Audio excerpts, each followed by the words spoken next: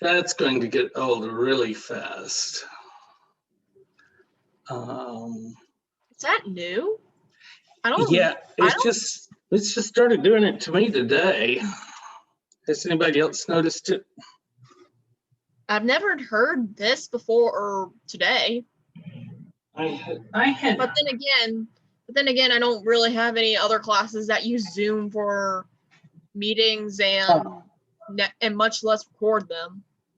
Right.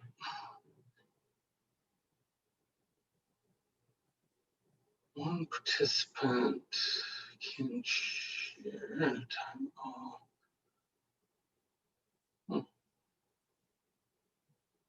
All right. Did we start the? Oh yes, we did start the recording because she made sure she announced it. Share sound. All right. Can y'all see my screen? I see it. Good.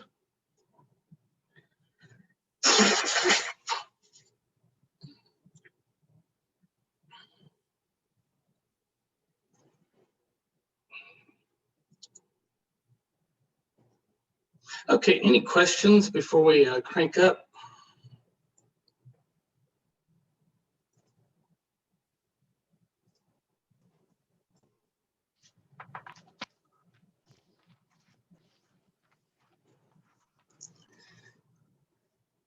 Okay, let's see.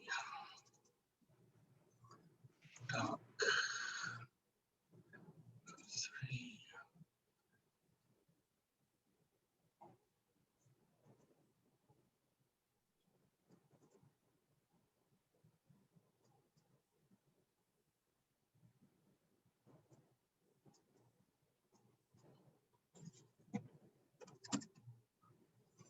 Not sure what that is.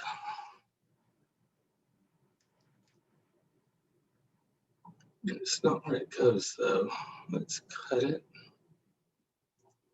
And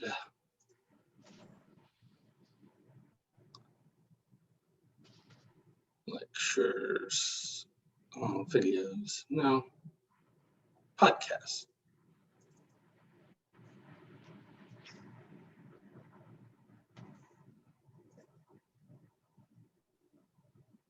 Okay.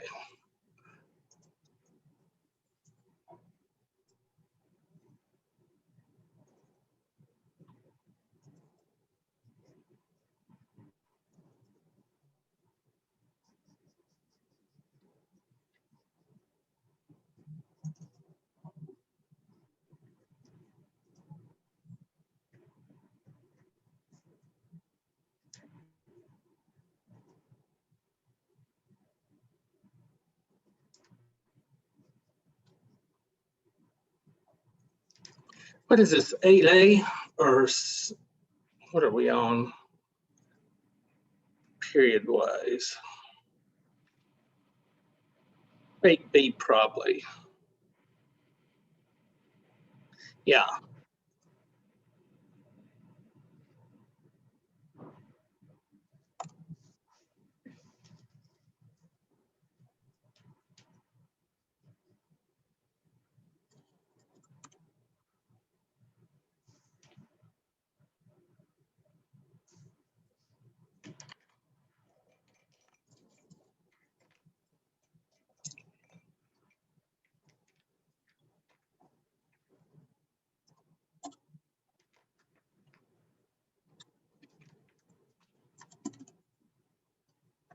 Okay, I think that's ready.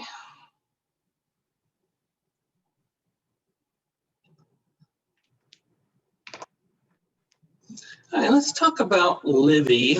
I think we may have switched our order around. Yeah. Okay.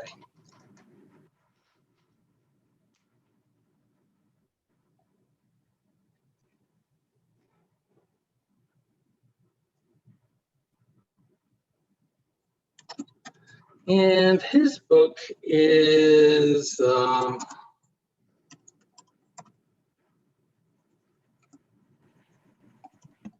think Ab Condita Urbis. but I'll look it up so I'm not wrong or that wrong.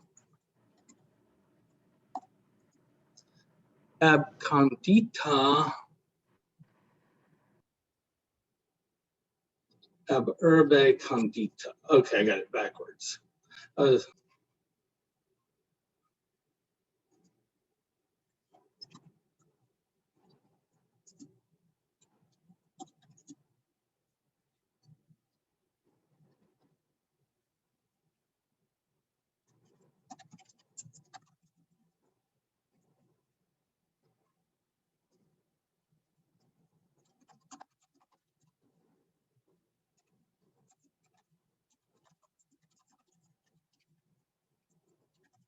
From the founding of the city.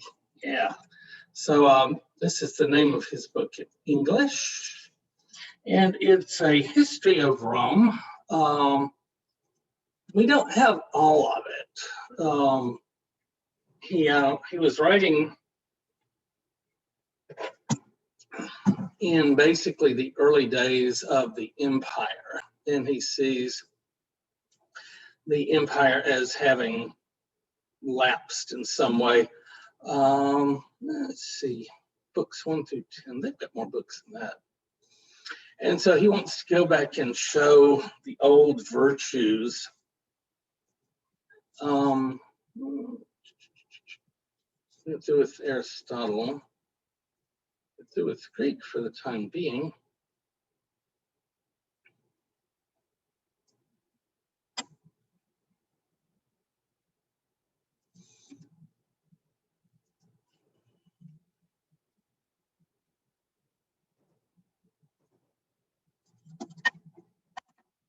So one of the critical things he's considering here, as is Virgil in the Aeneid, is what is virtues. So we talked about this a little, didn't we? Or did we? I don't think we did. Oh, okay.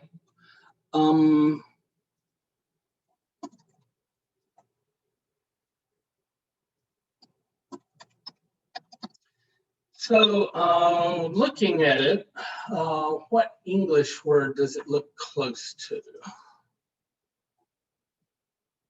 Virtuous? Yeah, it's close to our word virtue. That's where the word virtue comes from. And often we translate it virtue, but that's not quite what it meant originally.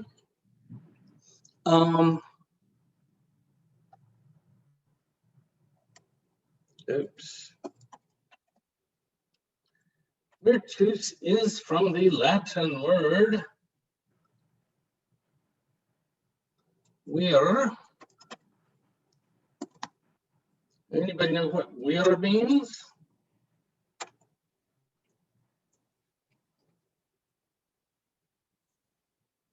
No Latin scholars?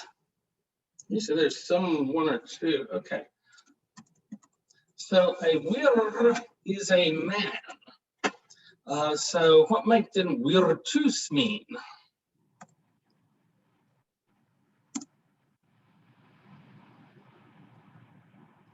Originally, it's focused on manliness, the qualities necessary to call yourself a man.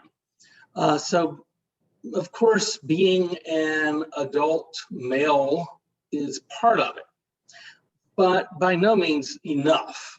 You have to demonstrate your manhood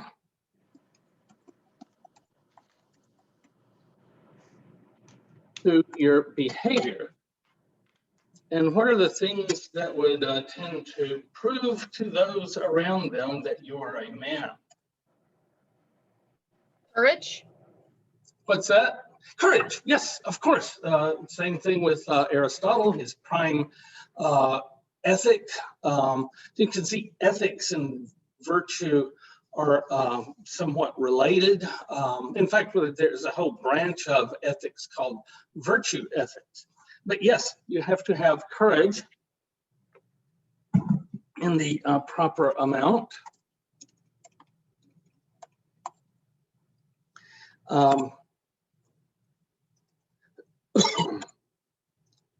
Oh, there's the list my old professor gave me.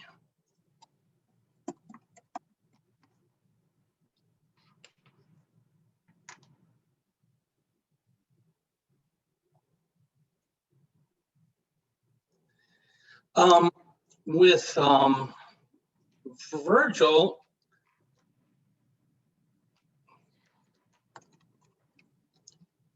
part of it was being pious, where we get the word pious, but mostly means loyalty. We'll talk about that next time. I'm hunting the others.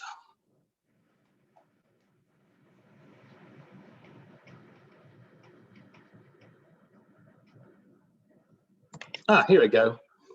Dignitas, gravitas, integritas, severitas, and pietas or pious. These are the noun forms of the word. So let's just copy. These are the things that a Roman man would practice. That's weird.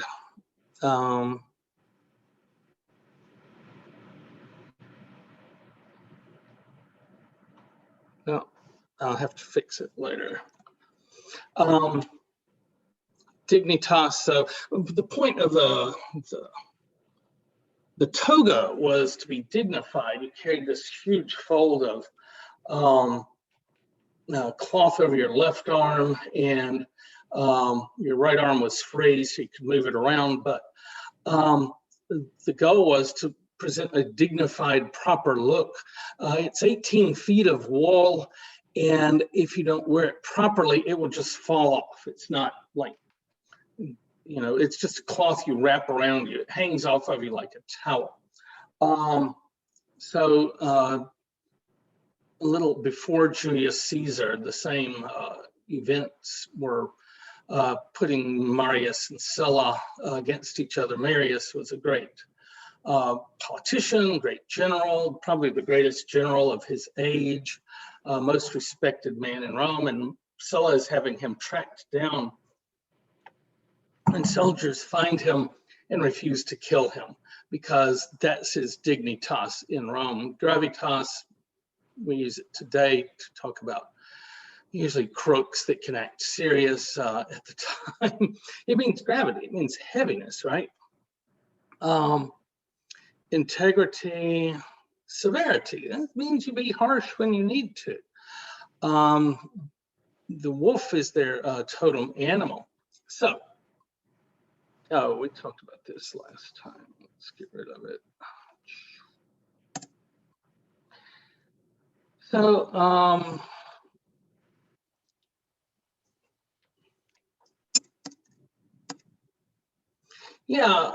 you have to have these qualities, courage, pious, these other things, in order to prove your manhood. And if you don't, you're just a girly man, and not a real man at all, and people despise you. On the other hand, if you have this, you can be very respected. And so we need examples of this.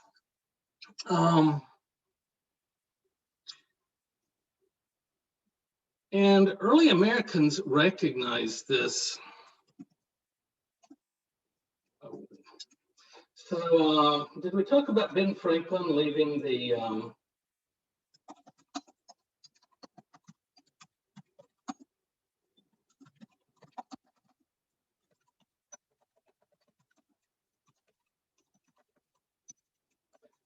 Ben Franklin leaving the Constitutional Convention for the last time? The word was out that they had a government, and a lady asked him, Dr. Franklin, do we have a republic or a monarchy? And he said, republic, madam,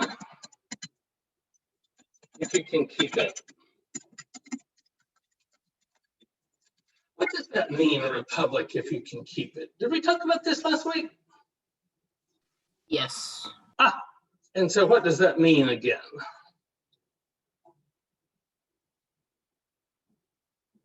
As long as you do your doesn't civic turn into duties, the republic will democracy, stand it's strong. still a republic. Yeah, as long as you can do your civic duty. Did I hear that? Yeah, I said it. The citizens of a republic, in order to keep it a republic, have to have civic virtue. That means they have to have the virtues necessary to maintain a republic. We talked about one vote, one person, one vote once, didn't we? Let's elect somebody, and that person will declare themselves ruler for life and will never vote again. And what's stopped that from happening here? George Washington. He was like- important, right? But, what if we have a president that decides he's not going to leave the White House and let Joe Biden take over? What's to stop it from becoming a dictatorship? The citizen's duty. Yes, to the last criticize. defense of the republic is the citizen.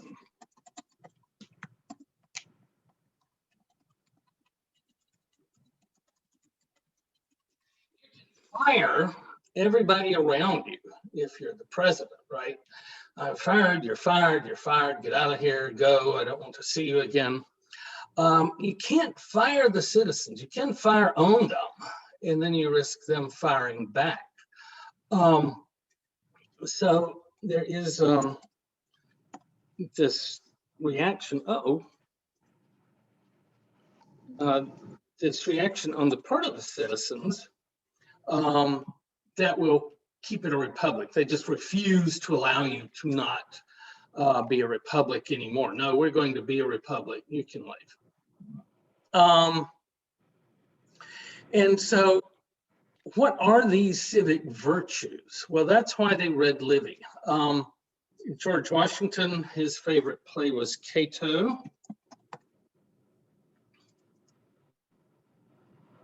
Which was, of course, a tragedy.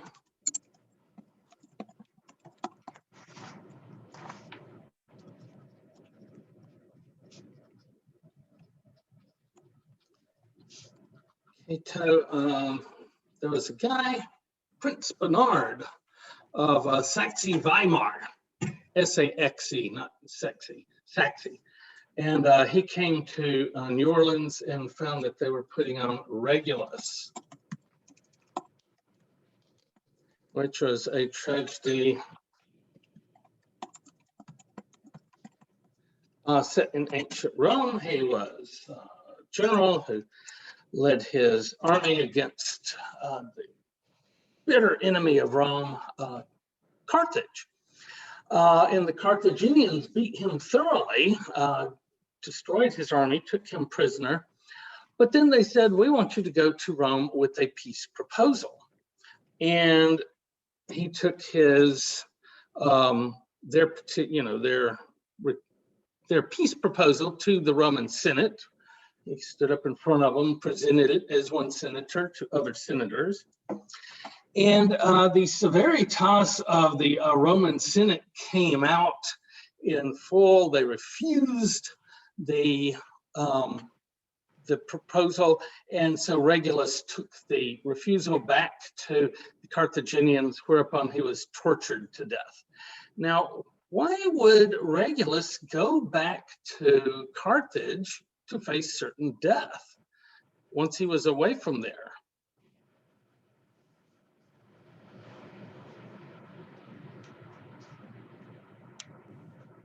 It was his civic virtue to do it? Yes, civic virtue, specifically courage, right? And,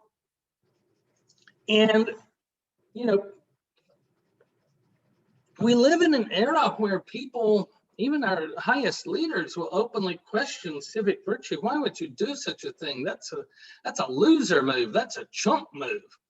Can you keep a republic for very long if you regard people like Cato and Regulus as chumps and losers?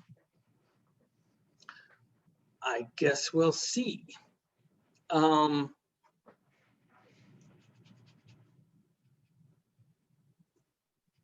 Which, of course, brings us to Livy. Oh, wait.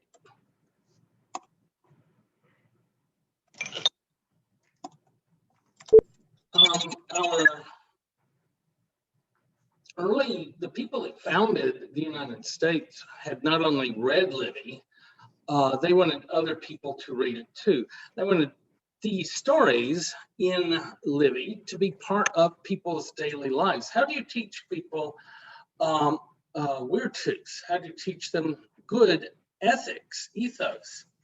Part of it's practice, but some of this stuff, you try to get in other ways as well. So yeah, we go out and drill and drill and drill and work on our courage, but also we will tell stories of these great examples of courage.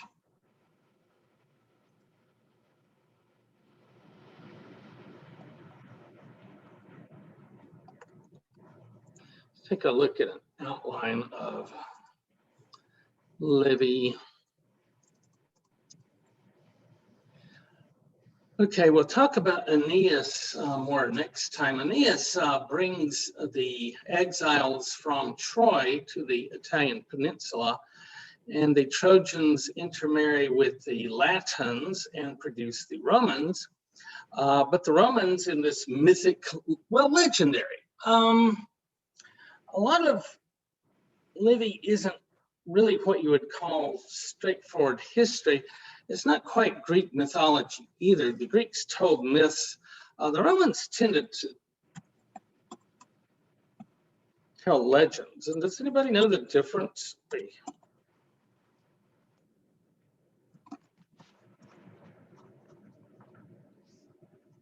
Okay, and this isn't, everybody doesn't use this definition, but one way to distinguish a legend from a myth tends to deal with gods, or at least include the gods. Legends focuses more on legendary people, or maybe they're real people, but some of their activities are legendary. Let's see what else we got going today. Gracious. Oh, okay. Let's talk a minute about Stoicism, and then we'll turn back to some of these stories because it ties in.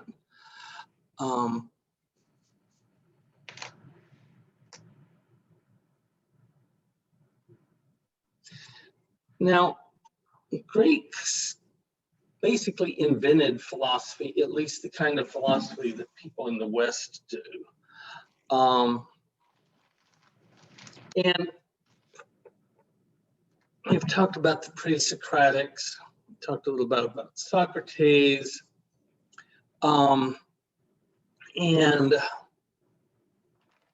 who else have we talked about? Well, Aristotle is my favorite. And then there's Stoicism, which was developed by Zeno in Athens, and they call it Stoicism because he taught on the stoa, the porch of a temple. I guess it was shady in a nice roomy spot, and because they stood on the porch, they're called Stoics. But Stoicism is particularly well suited for the Romans. So when they started, looking at Greek philosophies, this was one of their favorites. Now, at this point, your philosophy has three branches, and any new school of philosophy will have its own set of logic, its own physics, which is natural, the way the world works. And then, of course, ethics. And with Stoicism, the focus is really a lot on ethics. They don't do that much innovation. Well, with physics, their big innovation, or their big stance, is to believe that the universe is basically spiritual in nature. That there is something of a soul. There's an oversoul kind of thing, the logos, that we go back to it when we die. So reason, logos, governs the universe. So that ties together logic and physics and ethics. Because our ethics is to conform ourselves to the logos. So one of my favorite TV shows growing up was the original Star Trek, you know, the old school. We didn't have the movies and the subsequent series. And one of the cast, or one of the characters, was basically space stoicism. Anybody know which one was a space stoic? Everything had to be logical. It was Spock. Spock, of course, live long and prosper. He is a stoic, and tries to, in later years, they actually get into the kind of mystical side of stoicism, or Vulcan logic, the Vulcan universe.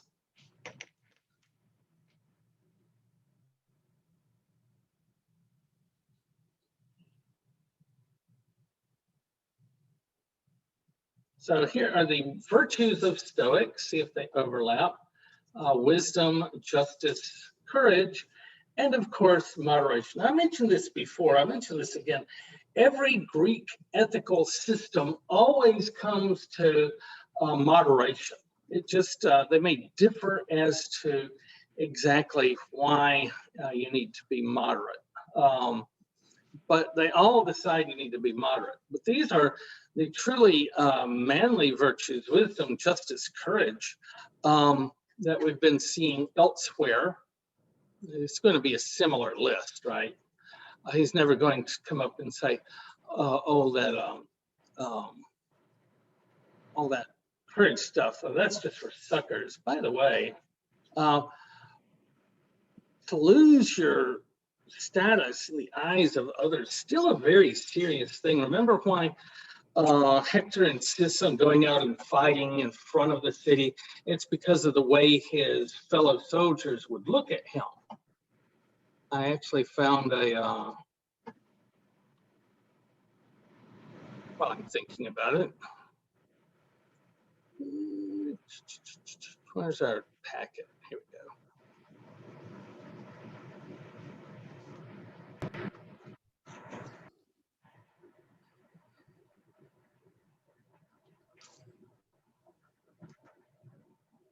All right, so here's our introduction to Western philosophy. And it is, a man's got to do what a man's got to do. This was about as much as we would get out of the old cowboys before they would, push their wife or girlfriend aside and go face down the bad guy. And what does that mean exactly? Because it seems just to be a tautology, a repetition. Well, if you want to be a man, then you have to act like a man. And so that's what they all come down to. We're not going to counter those basic fundamental Roman values, at least not yet, not here. Livy, Stoicism.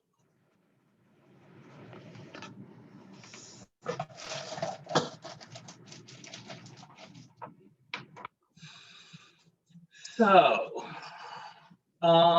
there's another Stoic virtue that sounds a little strange to our ears today.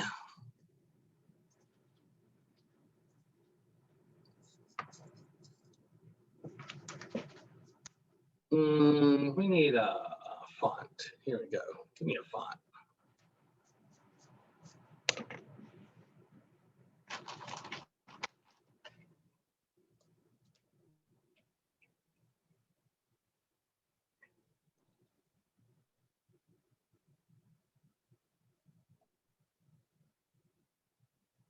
Here we go.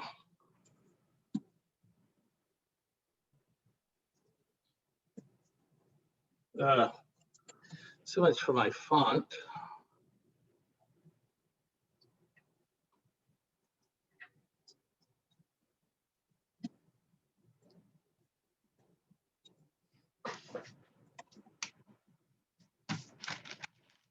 Okay, what is that word?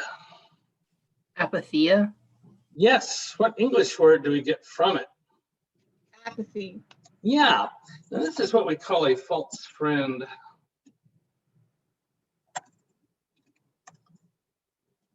Ugh, sorry about that.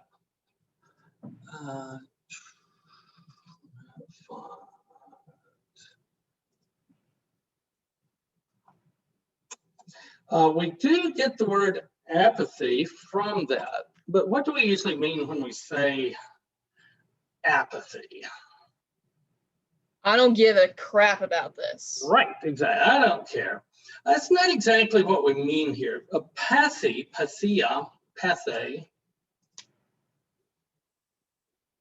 Let's copy that.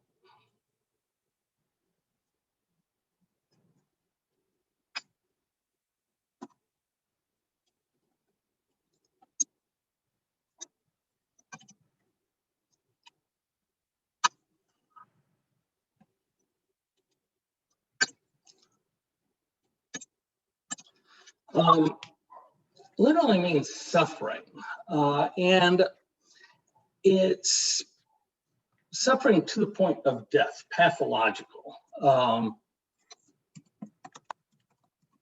It's seen as bad. You're overwhelmed, you're suffering from these overwhelming, terrible emotions. Even like, normally when we talk about love, we're talking about it in a positive way. But look how when it's over the top, it can turn into tragedy, like Romeo and Juliet, right? They suffer from a pathological love when it kills them. So the goal is to knock the edge off of those excessive emotions to the point that you're able to deal with life successfully. Apathy, I like to translate it using the word serenity rather than apathy.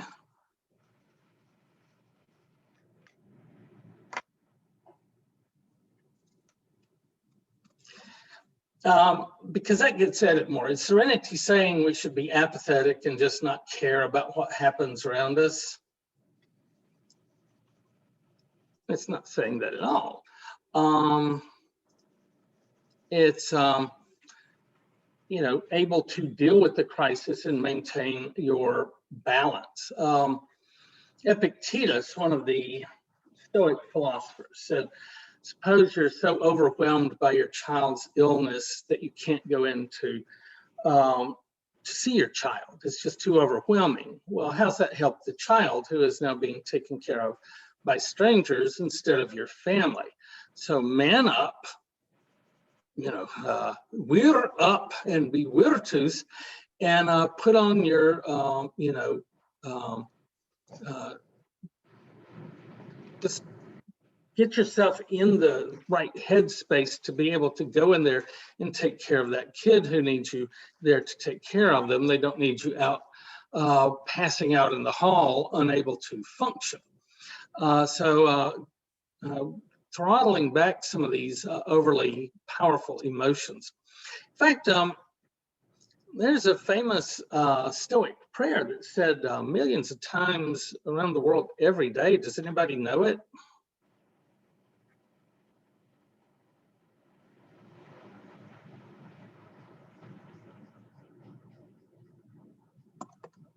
It starts off, God, grant me the serenity.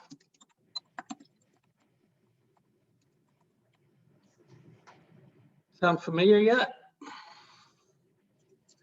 You'll hear it when you go to rehab.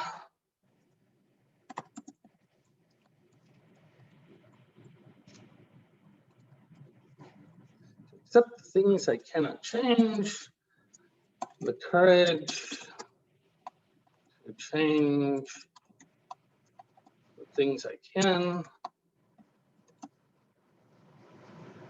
and the wisdom to know the difference. So serenity is the ability to accept things when we cannot change them. Doesn't mean that we don't try. How do you know the difference? Well, one way is try to change it and see if it's possible. But if it's not possible, don't get so overwhelmed by it that you melt down. That's when we need serenity.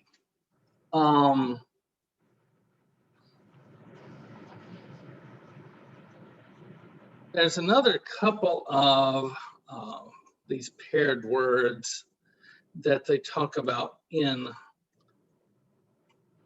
Stoicism, that to talk about the things we can change and the things we can't.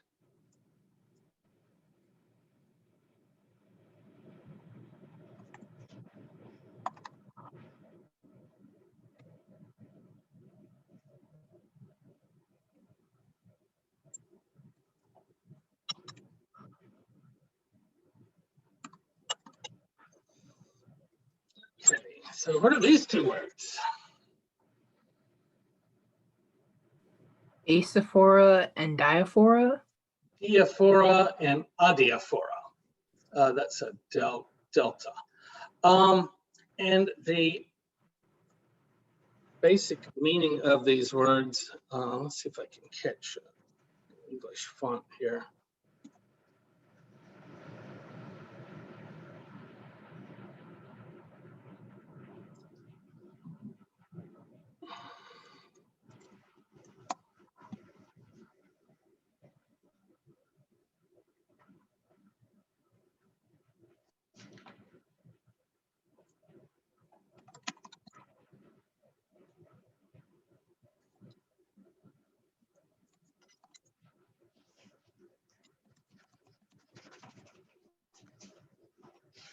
So adiaphora are things that cannot be different. So what does that make us think diaphora is going to mean? Things that are different. Yeah, things that can be different. So Jesus talks about this. He says, which of you by taking thought can add 1 cubit to your stature? So if I decide I want to be 6 feet tall, can I do it by thinking about it?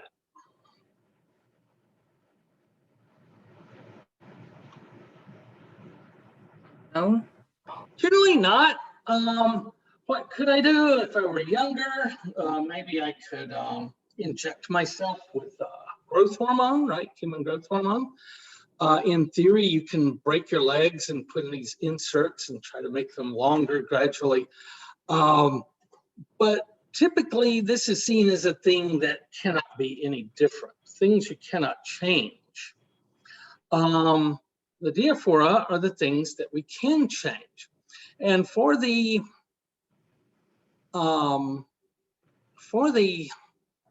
Stoic, you try not to get overwhelmed and overly, attached to things that you can't change, but you want to be different. Let's say, well, we just had a presidential election, and you don't want one of the guys, or maybe either one of them, to be president. I want Bernie. I am a Bernie-crat. I really want Bernie. Am I going to get Bernie? You can write them in, but more than likely no. No, I'm not going to get Bernie. That's something I cannot change at this point.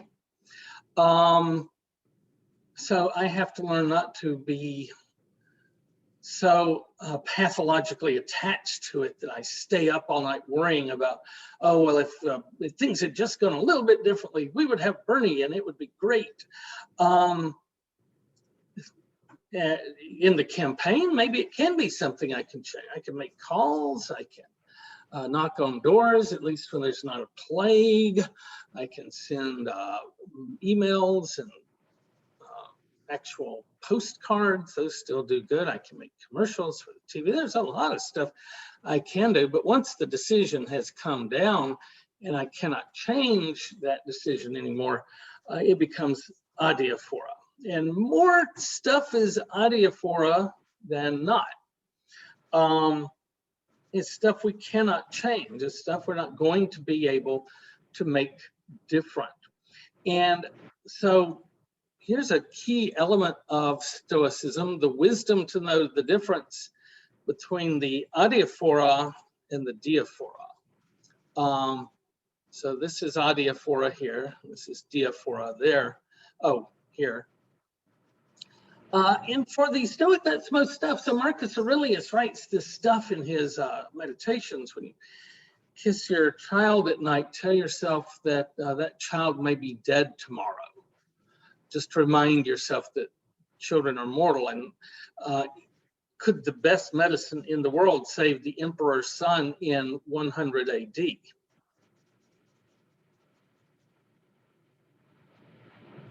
Nope. Probably not, right? So you just have to suck it up and be there for the kid. Even if the kid is dying or dead, then you have your duty to do. As a Roman, he talks about be a man and a Roman.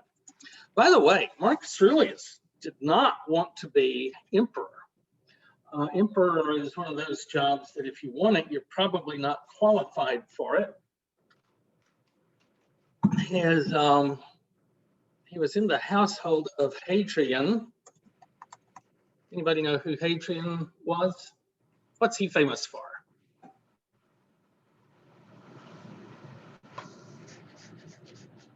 Something to keep the barbarians in Scotland at bay from Britain.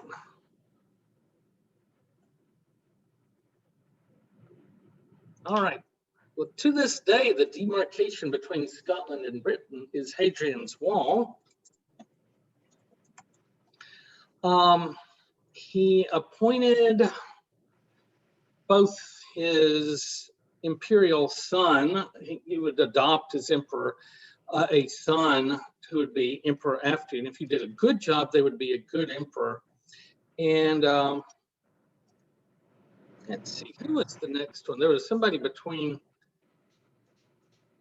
him and Marcus Aurelius. I think his name was Pius, but I'm not sure.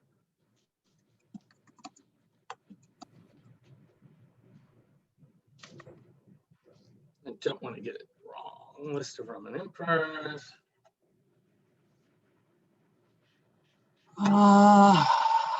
Way too late. Oh.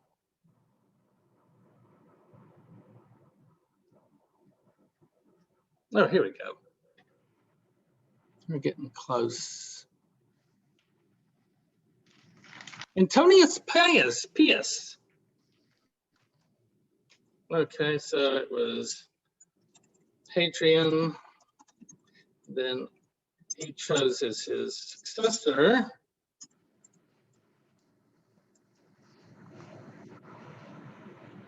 Pius, and then his grandson is going to be Marcus Aurelius.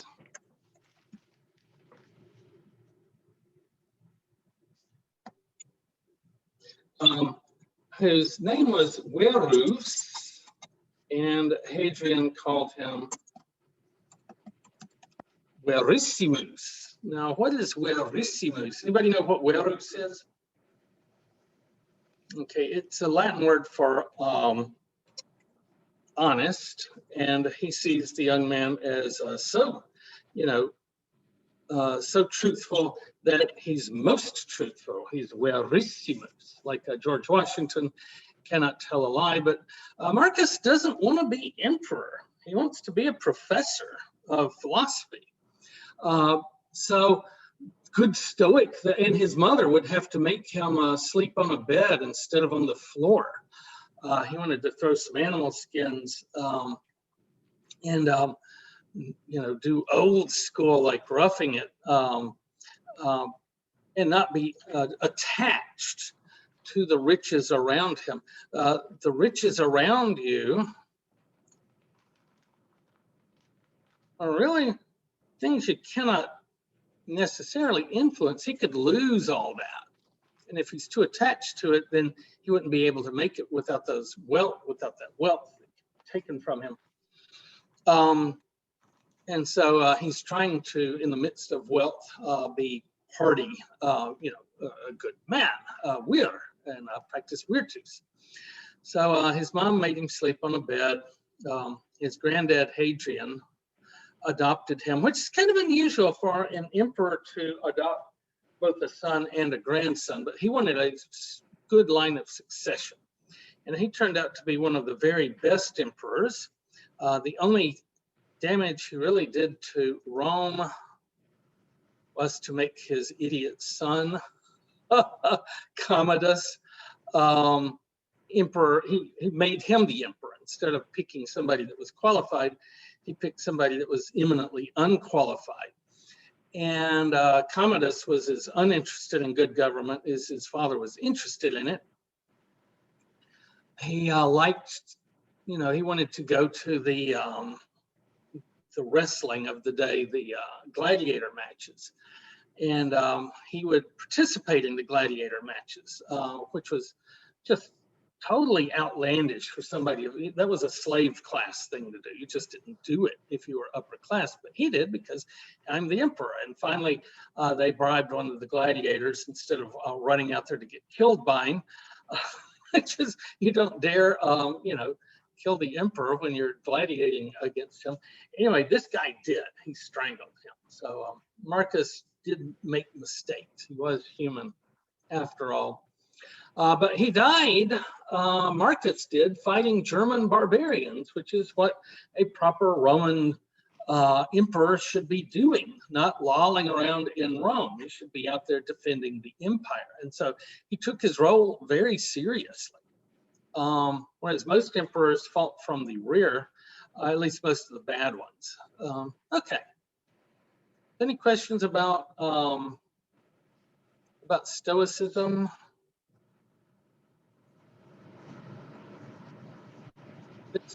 These meditations weren't a polished book meant for publications.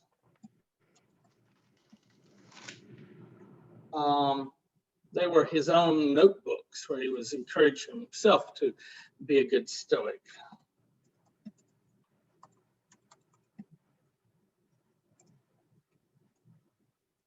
Well, that's wrong.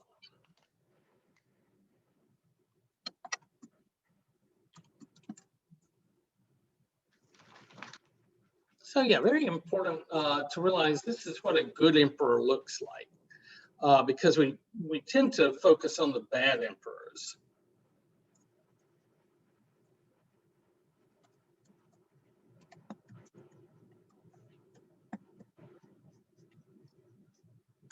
Ad satiaton, to himself. So these were things he said to himself.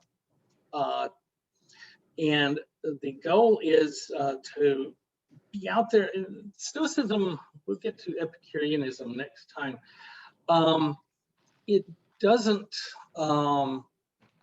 withdraw from society the way Epicureanism is. It's a very active philosophy. And it's not that you can't get rich. Seneca certainly did. It is that if you're properly practicing Stoic, the wealth won't matter. What you can control is your own reaction to stuff. And so that's what we should focus on as good Stoic philosophers, not the external things of our lives that don't really matter in the final analysis anyway. They're not the things that will show whether we have virtues or not. Okay, hold on, let me make sure I've covered everything.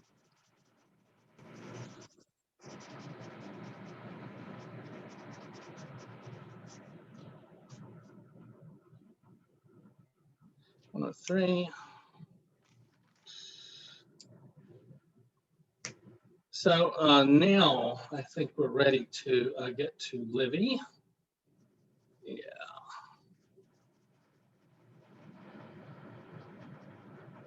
Now, Stoicism would not have been around at the time that Livy did his writing. Book 1, book 2, and book 4. But this idea of virtues very much is a part. Well, I don't know. By the time Livy wrote, Stoicism might have been around. Let's check the date.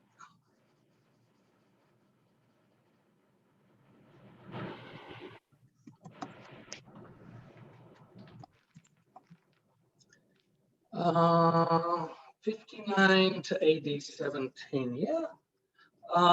Stoicism was available. So yeah, it might be inflected by Stoicism because you tend to read back into your history.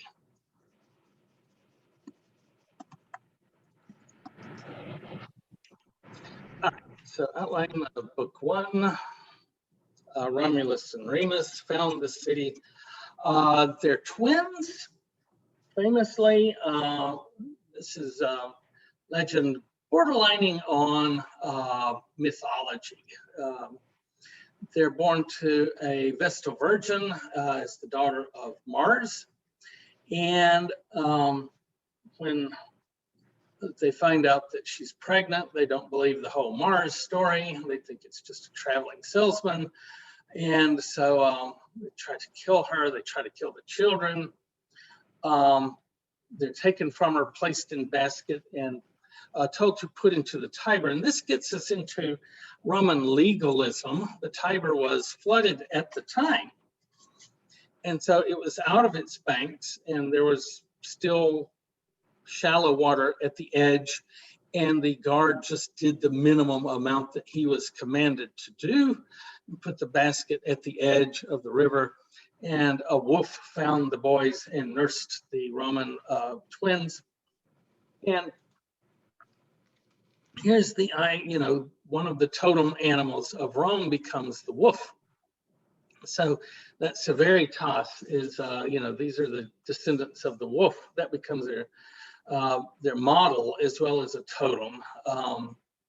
Okay, so Romulus and Remus decide that they want to found a city. Each one wants to be the founder, though, and so they look for portents in the sky. And one of them sees 6 buzzards. I think that's Remus, and the other sees 12. He sees them second, but there are more of them. And so Romulus seizes the initiative. He's founding the city, building the wall. And it's just its very first level of bricks, right? And Remus comes in and says, "You think that city's so hot? Watch this." And he jumps over the wall, and Remus kills him. So here's an example of, again, the Severitas of the Romans.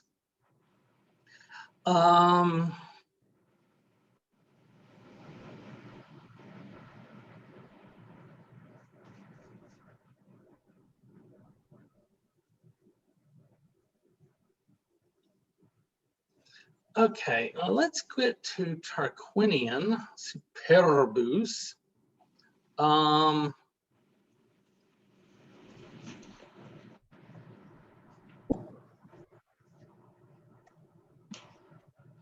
There we go, Tarquinian the Tyrant. So at this point, Rome has 3 governments, forms of government over time. They have a monarchy, they have a republic, and then they have what we would call the imperial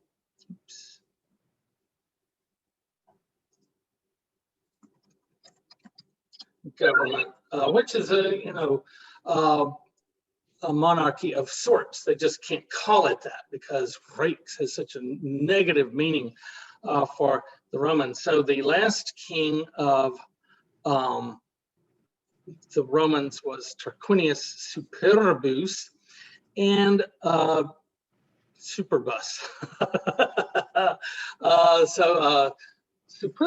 Superb, of course, now means something that's excellent. At this point, it means proud and arrogant.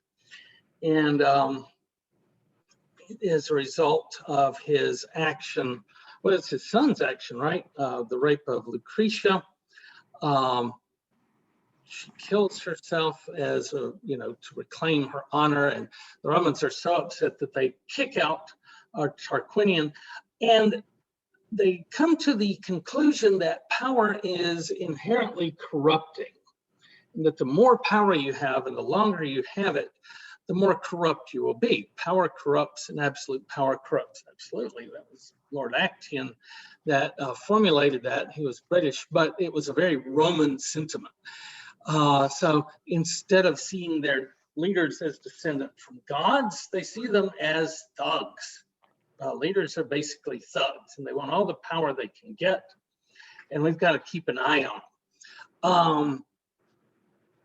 Anybody ever watched The Godfather, the first Godfather Part 1? So there's this point in the story where all the godfathers are sitting around trying to get past the war and get back to peace so they can make money, and they're sitting around this table. And nobody there thinks that any of the other godfathers is there because the gods put him there. They're there because they killed their way to the top. And so they have a very realistic understanding of who these people are that they're dealing with. The Roman nicknames, if you look at them, like Brutus, the name means brute, like a brute animal, one that doesn't talk. Caesar means cut. You expect somebody like Nicky the Nose to show up. So they set up, instead of a new monarchy, they set up a republic to give a lot of people a little bit of power, and they're trusting that those people will hold on to that power with all of their might, so that they won't just give it to the first person that comes along.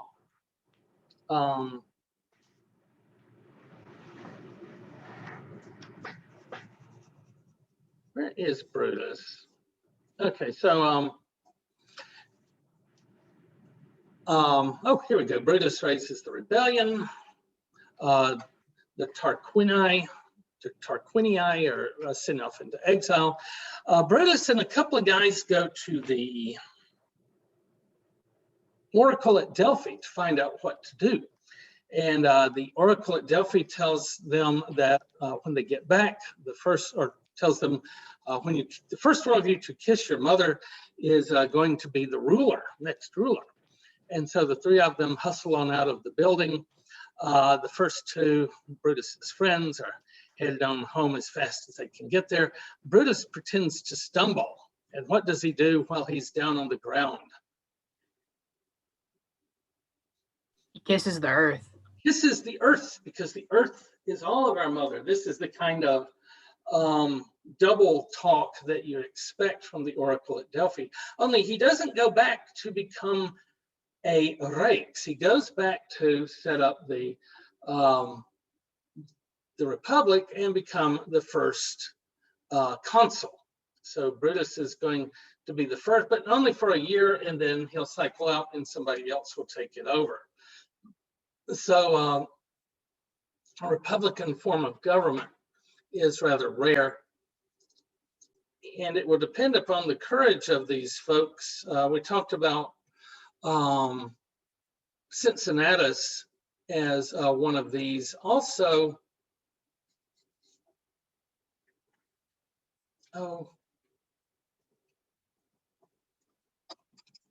Gaius Mucius. Yeah, here we go. Gaius Mucius.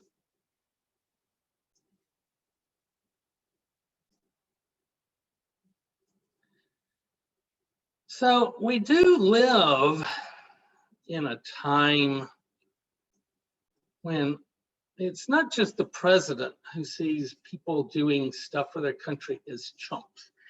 It's kind of a theme, right? Why should I pay taxes? Those people don't deserve my money. I deserve my money. It's all mine, mine, I tell you, it should be mine. And they're very, the idea that they should be in this country to help anybody else is just anathema to them. Can you keep a republic very long with that attitude? I guess we'll see. In the meantime, let us consider the example of Gaius Mucius. I think it was once again the Etruscans at the coming down the way. This time they had besieged Rome. Things weren't looking good for our Romans. And so they said, we need a volunteer to go into the enemy camp and kill the king. Once you kill the king, the rest of them will go home. That's not a bad strategy. In the Battle of New Orleans, Andrew Jackson told his sharpshooters to shoot anybody on a horse. That's because the British had not brought cavalry across with them. The only people on horses were officers riding around to give out the orders. The Americans were so successful that by the end of the day, he got this message, a letter from some guy in the British side that he didn't recognize. He said, "Who is this guy?" Well, he's in charge now. We killed all the rest of their officer corps. And they still had like 10,000 more British troops down in South Louisiana than we had American defenders, but they didn't have officers. So yeah, this is not a bad strategy. Unfortunately, this gets, Romans are not the smartest. The Romans will be the first to tell you that. They aren't going to win by being clever, not usually. That's for Greeks like Odysseus. So he sneaks into the camp. There are two people that everybody is bowing and scraping to. And so, 50-50, he kills one guy. Oh, that was the treasurer, and today was payday. So everybody was going up to the poor treasurer to get their pay. And then Gaius Mucius kills him by mistake. He's brought to the king. He's told, you must tell us, what are your plans and what are you going to do? And he says, well, I will never betray my people. What is this? And he says, well, we will torture you and bring the fire. And they bring a brazier there with a fire in it and says, if you don't give us all your secrets, we're going to torture you. He says, you think Romans care about torture when their honor is at stake? And he thrusts his right hand into the fire and burns it off without flinching, because he is a badass Roman with all that severitas, right? And the king is taken aback, and he said, I will tell you one thing, there are 300 of us that have sworn to kill you, and we will not stop until you are dead. You can kill me, but you won't kill the next guy. The king is so taken aback by this badassery on the part of this Roman, he thinks all the Romans are that way. And he not only withdraws, but he lets Gaius Mucius go, who is henceforth given the name of Scaevola, lefty. Gaius Mucius Scaevola.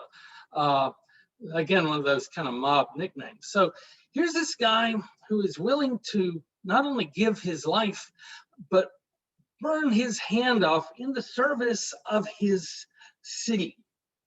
And you don't want to pay your taxes? Excuse me? If we don't have, not everybody's going to burn their hand off, but we've got to have some echo of this if we are to successfully hold on to our form of government. It will just go away if we aren't there for it. We have pretty close to half the country is willing to have a dictator.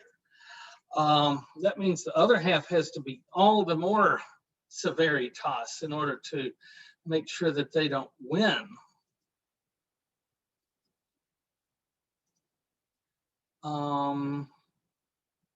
Who's the other? Yes, well, we talked about Cincinnatus. Do you remember the decemvir?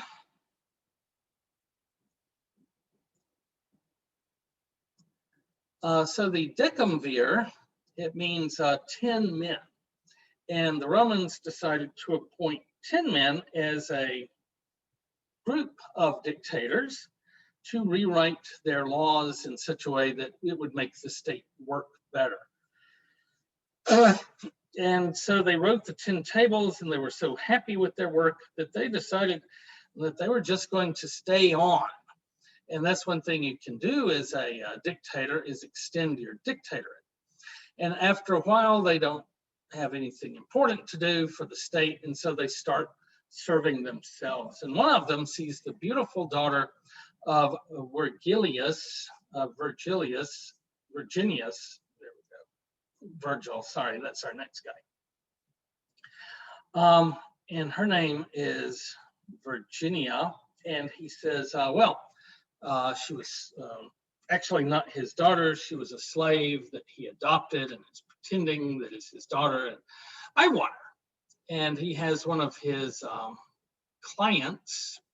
That was kind of how you operated in ancient Rome. You would attach yourself to a patron, and the patron would make sure stuff came to you. And the client swore that she was his slave, not Virginius's daughter. And everybody knew this was a crock of shit, but the men were out of town fighting. And so they gave Virginius a certain amount of time to show up. But then they posted guards to try to keep him from being summoned. I think it was his daughter's fiance that rode out and got around the guards and told him what was up.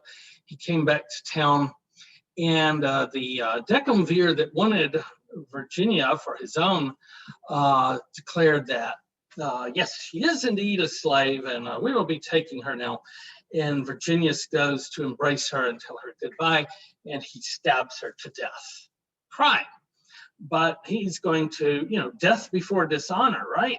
That kind of badass stuff. And they take the bloody clothes of the daughter back to the army, which gets really pissed off. This is what the decemvir are doing back home to your wives and daughters while you're out here fighting for the city.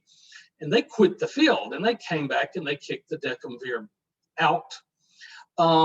So remember we were talking about what virtues do you need to keep a republic? Is the virtue of obedience real high in that list? Because we talked about that before, but we see here how, was Virginius, was the son-in-law, were these people all going along with the decemvir just because they had power? No. No, you've got to be willing to stand up to forces at home as well as forces abroad if you're going to keep the republic. There will be people that try to take it from you. There are all the time. And it's the folks that go out and say no to that that will keep it as a republic. Well, let's look at the effect, the downstream effects of these stories.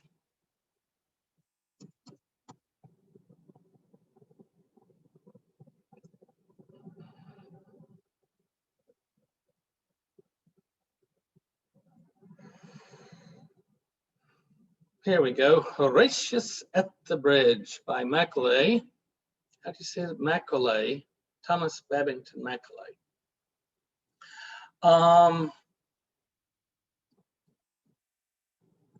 CCCLX. That's 360. Is that right?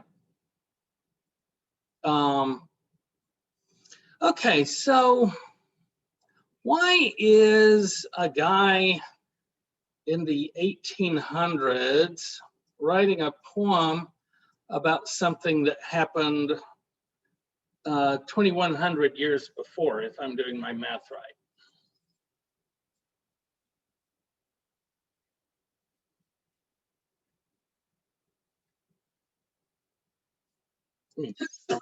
Story. Surely we've got more modern stuff we could talk about. So why is he doing that?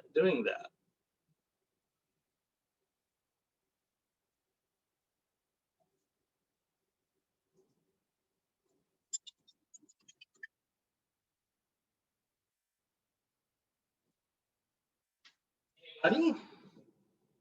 Why would we write about something so long ago in the early 1800s? What's happening in England at that time?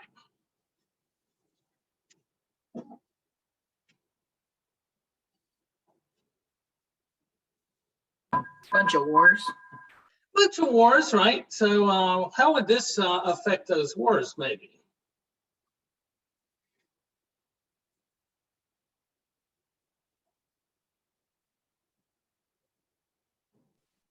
Maybe cause questions about their, like how important the war is instead of Well, how right. important And what the is your war role as a good, proper Roman? Who do you want to be in this story? The army men? Particularly which one?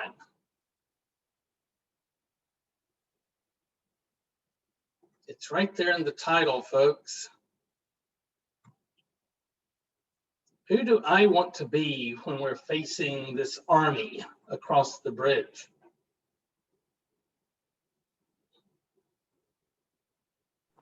Horatius. Of course, Horatius. Yes.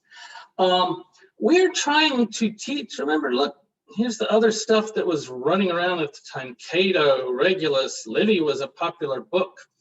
And so if we can put it in proper poetic format, then we can instill these values in our children who will study this poem and learn it. The consul's brow was sad, the consul's speech was low, and darkly looked he at the wall and darkly at the foe. Their van will be upon us before the bridge goes down, and if once they may win the bridge, what hope to save the town? So the army is across the bridge. They see the enemy coming fast. They cross the bridge, they start chopping on it to try to tear it down. And the consul is saying, oh, they won't make it across, they'll make it across before we can tear it down. And then they'll have this bridge, and then they can get their army across while we are in disarray, and then Rome will fall. So how are we going, what are we going to do? Then out spake brave Horatius, the captain of the gate. To every man upon this earth death cometh soon or late. And how can man die better than facing fearful odds for the ashes of his fathers and the temples of his gods? And for the tender mother who dandled him to rest, and for the wife who nurses his baby at her breast, and for the holy maidens who feed the eternal flame to save them from false Sextus, who wrought the deed of shame.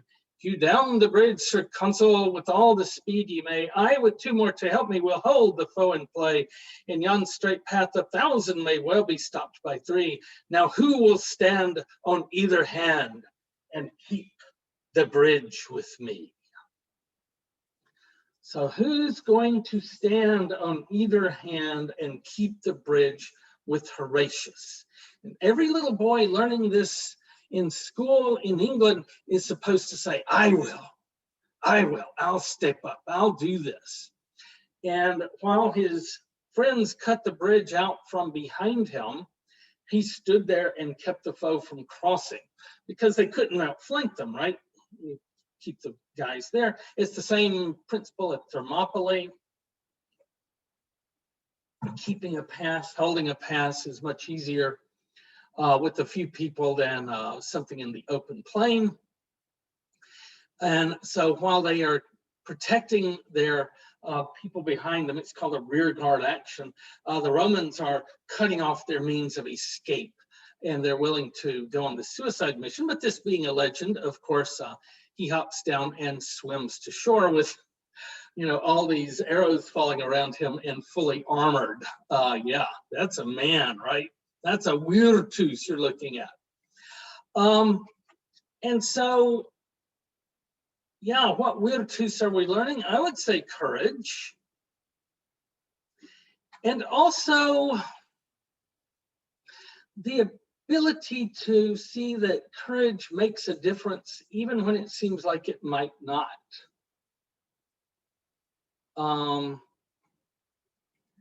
So he sees, I with two more to help me will hold the foe in play, and yonder straight 1,000 may well be stopped by 3. So the odds look hopeless, but he sees hope there. So it's not just courage as a virtus, but also hope in the face of overwhelming odds. And does Horatius save the city, the village at this point. Well, maybe it's a little more than that.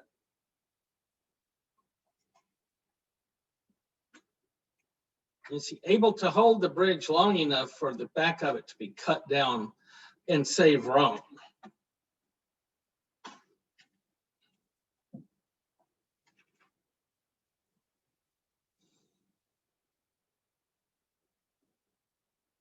Well, was Rome saved?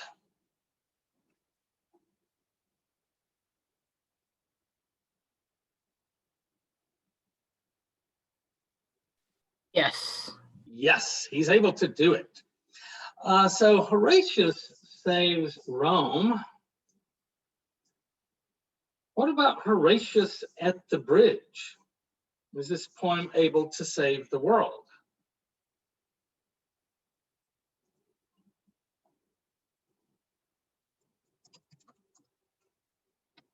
So this is a scene into the storm. Winston Churchill movie. I'm sorry, Atlee, you were saying something. I was going to suggest a little discussion, an item on our Can you hear peacetime that? agenda, the Uthwart report on town and country planning. The what report on what? Uthwart, sir. Never heard of it. So to a memorandum concerning backbench reaction last week. Last week? What happened last week? I can't remember last week. Isn't it appalling? Can't even remember what I had for breakfast. What a match. Thank you. Well, when I was a boy, when I was at school, I had a phenomenal memory. Phenomenal. Yeah. I got a prize for reciting the lays of ancient Rome. Macaulay. The whole of it. I knew the whole damn thing, word perfect, start to finish. Got a prize for it. Then out spake brave Horatius, captain of the gate. To every man upon this earth, death cometh soon or late. And how can man die better than facing fearful odds for the ashes of his fathers, the temples of his gods?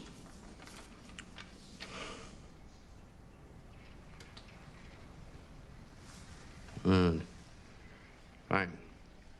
Let's move on. You were saying, Atlee?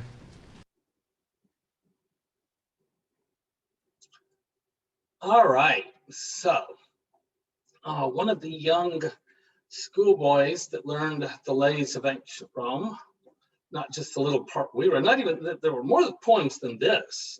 Horatius at the Bridge is just part of the series, and Winston Churchill learned the whole thing.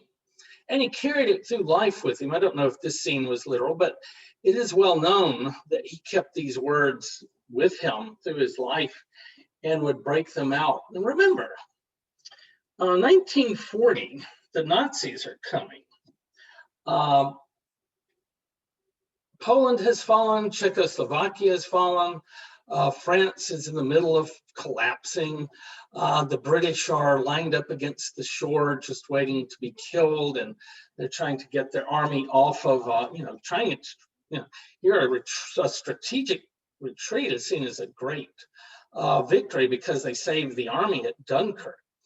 Holland has fallen. The only nation in the world standing up to fascism and to Nazis is England. And the previous decade, Churchill spent kind of out in the wilderness, telling people they needed to move against Germany while they could. Germany was small and weak. We need to, deal with them now before they get to be big and powerful. And nobody listened to him, at least nobody important, till it was almost too late. And at this point, the same people who had been pacifying Germany for 10 years and saying, oh, well, let's give in to what they demand. Guess what they're saying? They're too powerful. We can't ever face them. We have to give in to their demands. But at this point, Churchill takes over as prime minister, and he refuses to surrender. He refuses to even negotiate at this point. He just wants war. And how in the world can England think that it could possibly survive and prevail by itself against Germany? Well, they believed because Churchill believed. But why did Churchill believe? Because he had spent his life with poems like this, where brave action against fearful odds might be successful. It might even fail, but what better way to fail than fighting for the ashes of your fathers and the temples of your gods? So he had taken in the virtues of ancient Rome, and he stood for months and months against the Nazis alone before the Nazis made the mistake of invading Russia.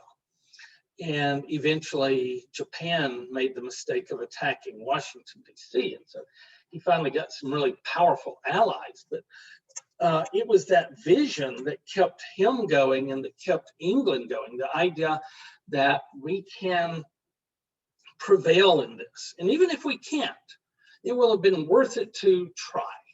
And that's something that he learned from ancient Rome. And I think it's to our loss that we don't teach this stuff anymore. Has anybody ever read Livy before in one of your classes?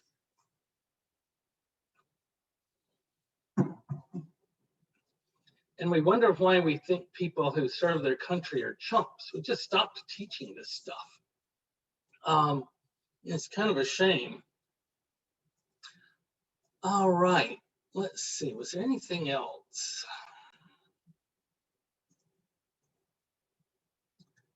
Three.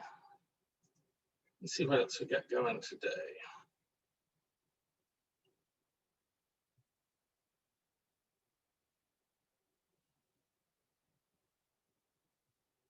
We did the histories. Catullus, yeah.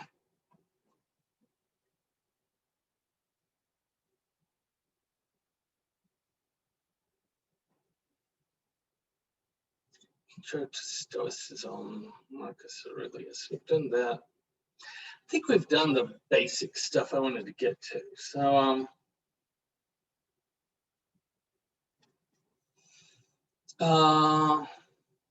what do you guys think of this? Does this just seem silly, or is this something that you think our country could still use a dose of today?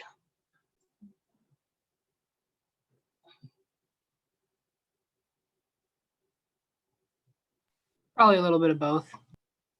Okay, maybe some of this is,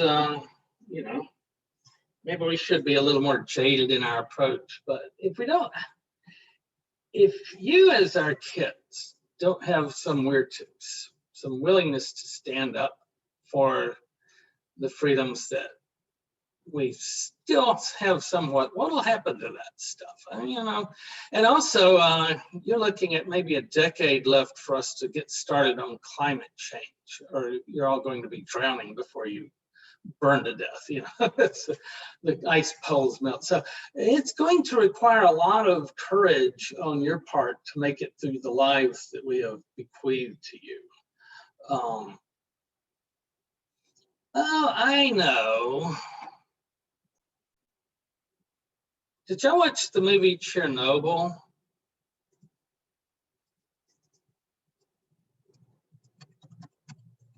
All right, it was a mini series.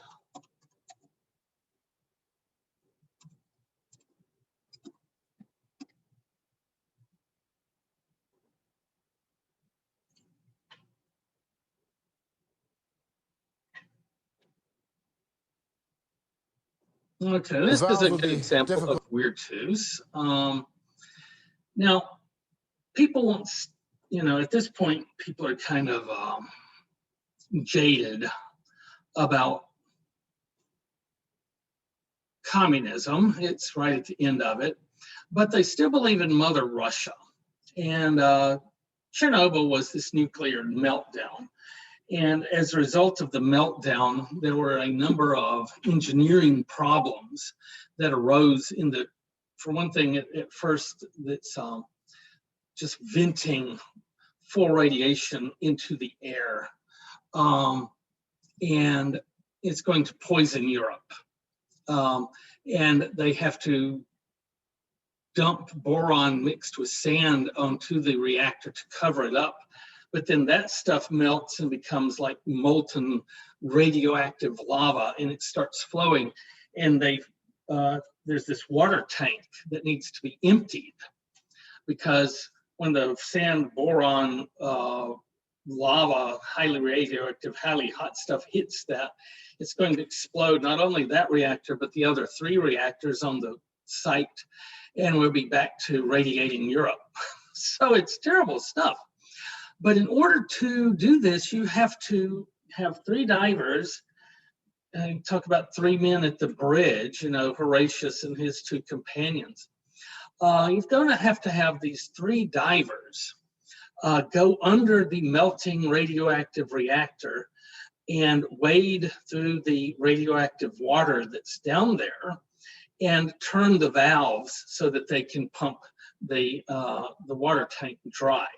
And this is that scene. It's a reconstruction of a real scene.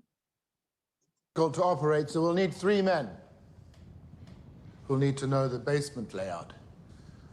And of course, any volunteers will be rewarded. A yearly stipend of 400 rubles.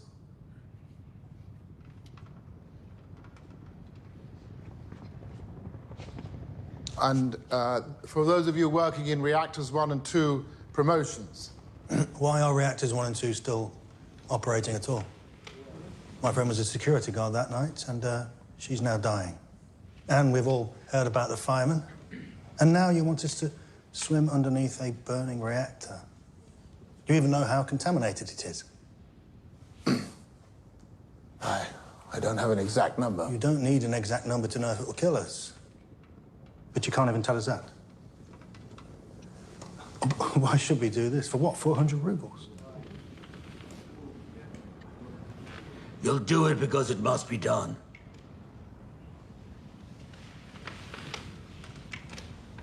You'll do it because nobody else can.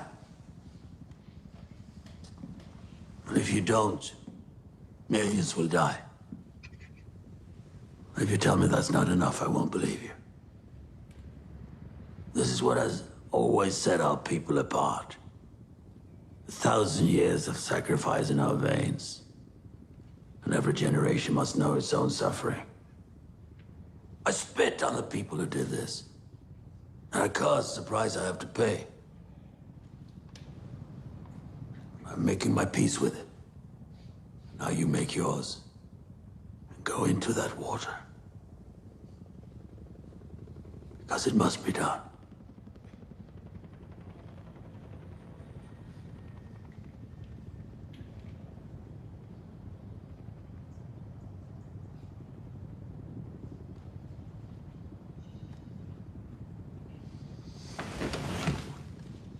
On an ankle.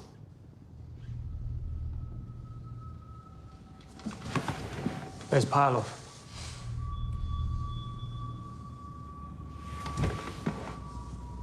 Baranov.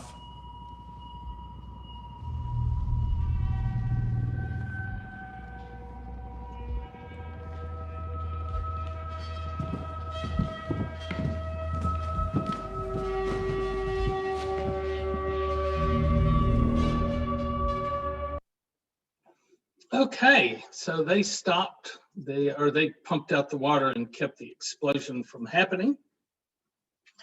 In fact, everybody in that room, everybody who was still in the city, was exposed to high levels of radioactivity by this point, and would probably die early, knock years off their lives.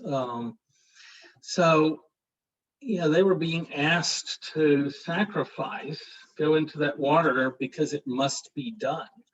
400 rubles won't do it, but love of your loved ones, love of your nation, even, governments come and go, but Russia abides. Now, what were we hearing in the United States at that moment?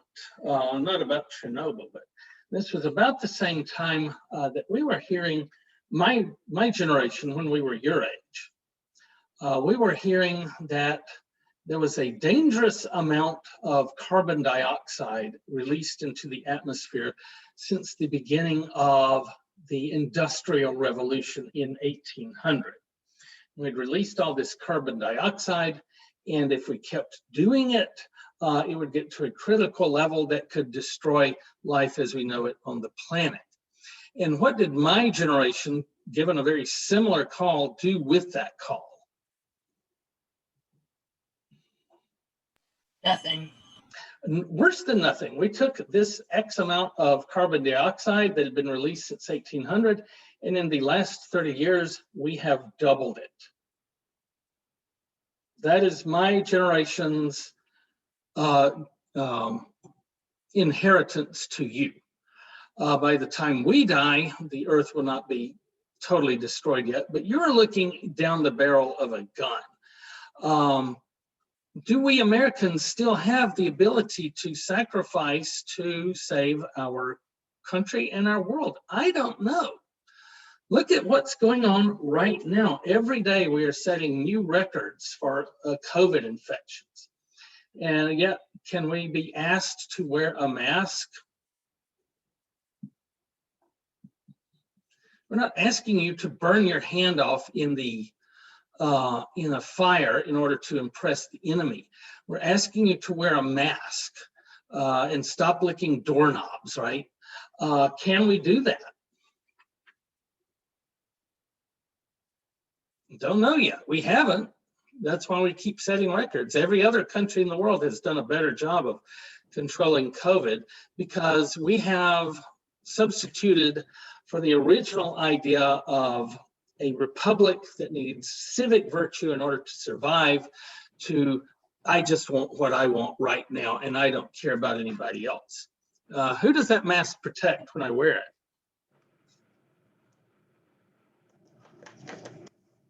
Others, it protects others. It protects others, and that is anathema to this kind of debased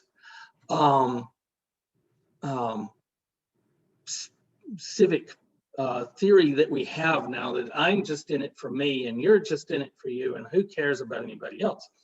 I mean, after Trump's White House had one COVID super spreader party about a month ago, when they trotted out their new Supreme Court nominee, they've had another one, apparently on election night, where everybody was coughing on each other, and there's another outbreak. His chief of staff has this stuff.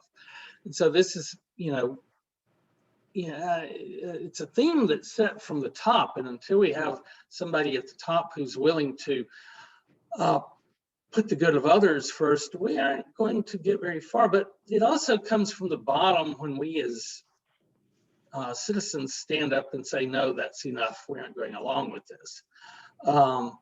So yeah, there's something for you to learn here. If we're going to save the planet, read Livy. Go into that water because it must be done. Go up on that bridge. Who will stand on either hand and keep the bridge with me? It needs to be all of us, right? If we're going to defend this bridge. All right, any questions?